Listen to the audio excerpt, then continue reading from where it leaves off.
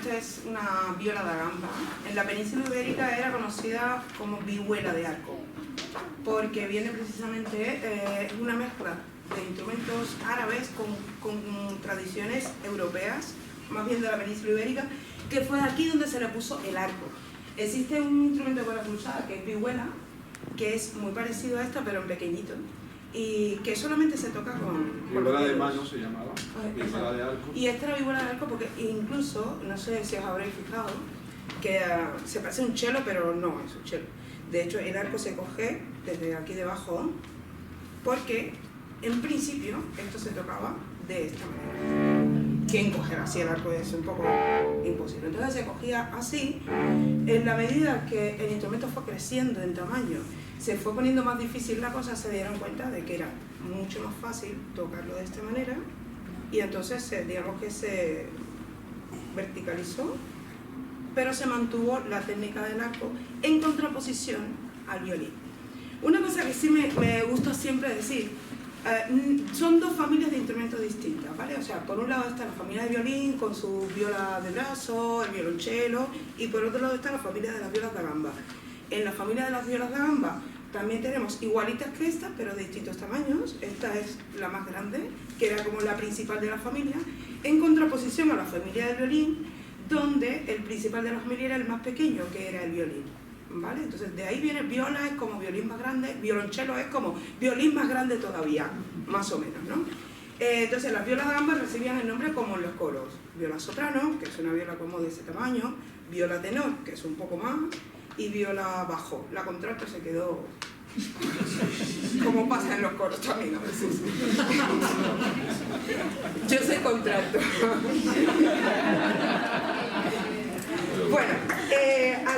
Bueno, entonces digamos la evolución del instrumento, o sea, el nombre viola da gamba, que es con el que más se le conoce, viene del italiano viola de piernas, porque se aguanta con las piernas, ¿vale? Incluso la pequeña se toca en la misma posición que esta, lo que se toca aquí arriba y queda como de este tamaño, ¿no? Pero se toca también siempre en las piernas, no se pone nunca como el violín, a no ser que uno quiera experimentar, que es otra opción. Hablaba antes del flaco de Daniel, de las cuerdas. Es otra de las diferencias que tiene con el cello moderno, que son las cuerdas. Efectivamente estas cuerdas sí todas son de tripa. Veréis que hay algunas, creo que parece bien, ¿no? Que hay algunas que parecen de metal, pero no son de metal exactamente, sino que están entorchadas en cobre y en plata, ¿vale? Y estas sí son de tripa, de cordero, de pato, de cualquier animal. O sea, es lo mismo que coger la parte de fuera un chorizo, sin que tenga el chorizo, claro, y enrollarlo hasta ir formando la cuerda de distintos grosores, ¿vale? Y luego las gruesas sí que se entorchan para que tengan un sonido más redondo, porque si no se queda un sonido un poco más, ¿sabes? Un poco más feo. La viola da gamba pasó por Italia, pero prácticamente como si no hubiera pasado. No fue un instrumento que le gustara mucho a los italianos, le pusieron el nombre y ya. O sea, es como, paso de ti, te pongo el nombre y vete por ahí. Y se fue a Inglaterra, Francia, Alemania. Fue un instrumento en estos tres países y también un poco en España, aunque España estaba más de moda el órgano, los instrumentos de tecla y los de cuerda pulsada. Pero fue un instrumento que en Alemania, Francia e Inglaterra fue muy popular, sobre todo entre la gente de a pie, lo que le decían los diletantes. Entonces encontramos muchísima, a partir de la imprenta se encuentra muchísima música a todos los niveles para conjuntos de viola da gamba, porque la gente en vez de ver la tele tocaba violas da gamba de distintos tamaños. O sea, las familias, lo normal era tener en Inglaterra, Alemania, Francia, las familias de dinero, evidentemente. Lo normal era tener varias violas da gamba de distintos tamaños que se dedicaban por las tardes, por las noches, ahí con sus velitas y sus cositas, a tocar, pero porque sí. Donde más se profesionalizó el instrumento y donde tuvo su edad de oro fue en Francia, porque es un instrumento que estuvo muy ligado a la monarquía francesa en la época de los Luises. Se dice que el rey Sol tenía una colección de 24 violas da gamba allí. Y de hecho, los más grandes gambistas de Francia trabajaron para la corte del rey Sol. Alguno que no quiso, que fue el caso de uno que muy particular que se llamó San Colón, que lo fueron a buscar a casa, en plan, vente a la corte a trabajar, y él dijo, no quiero.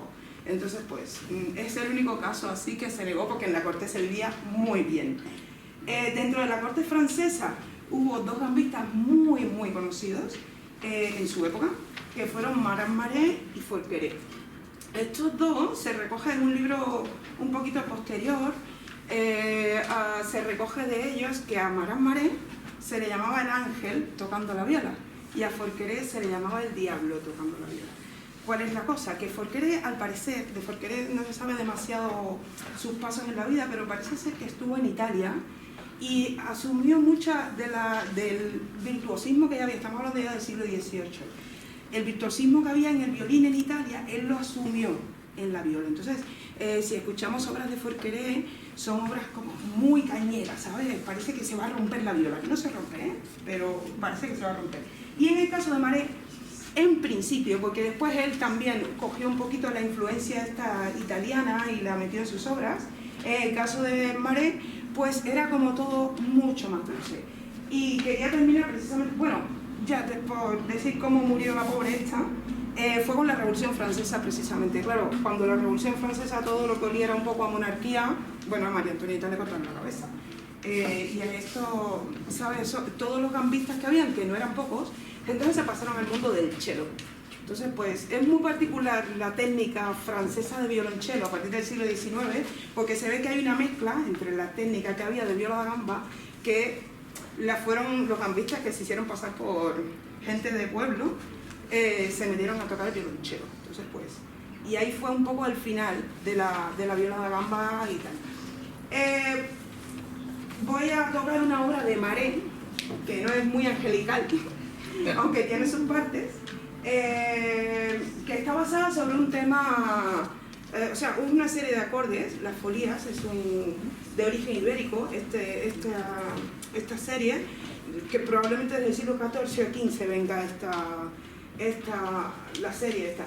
Pero se estuvo versionando hasta prácticamente principios del periodo clásico, o sea, habréis oído hablar de Salieri, el que de esta demosa, pues tiene unas folías muy bonitas para orquesta. Y luego en el siglo XX y XXI otra vez se han retomado, pero bueno, esta es del siglo XVIII, que espero que disfrutéis. Muchas gracias.